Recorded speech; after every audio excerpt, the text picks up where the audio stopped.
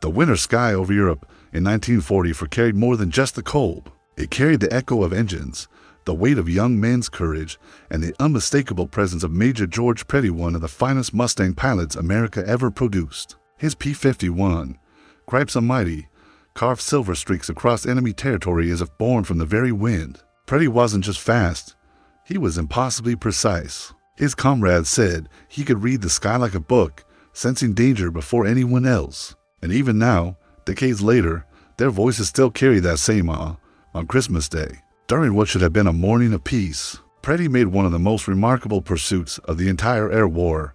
Below him, a lone enemy fighter darted toward the trees. Preddy closed in, pushing his Mustang harder and harder, wings trembling with speed as he fired short, controlled bursts never wasting a single round. The chase ran so low that the treetops blurred beneath him, and then, with perfect timing, the enemy aircraft fell away, leaving a silent trail of smoke across the snow. It was victory, but the kind that came wrapped in tragedy.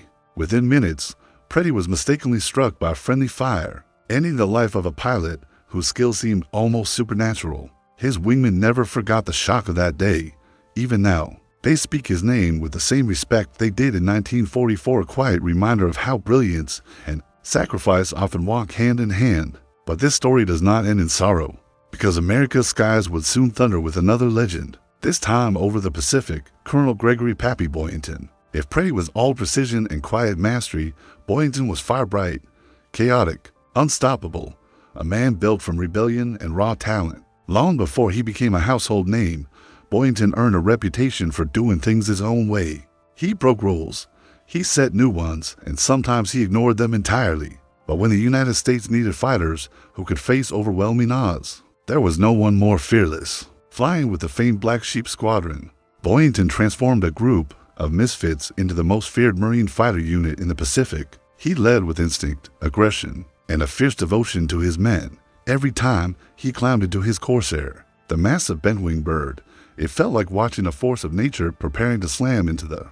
enemy. His victories mounted one after another until his name echoed across the Pacific. Yet his defining moment came not from triumph, but from endurance. Shot down and captured, Boyington spent more than a year enduring the brutal uncertainty of a prisoner of war camp. No cockpit, no sky, only silence and survival. But even there, the fire that made him a legend refused to die out. When he finally returned home, thinner, older, but unbroken, Americans embraced him with pride. His men said it best: Pappy didn't just fight, he inspired. And for the generation who lived through those years, his fierce, unpolished courage became a symbol of American determination itself. Two men, two wars in the air, one defined by precision so sharp it bordered on the miraculous, the other by a spirit so wild it seemed forged from pure defiance. George Preddy and Pappy Boyington different in every way, except the one that mattered most. Both stood as reminders of what ordinary Americans can do under extraordinary circumstances. Their stories live on not because of the aircraft they flew, but because of the hearts behind the controls.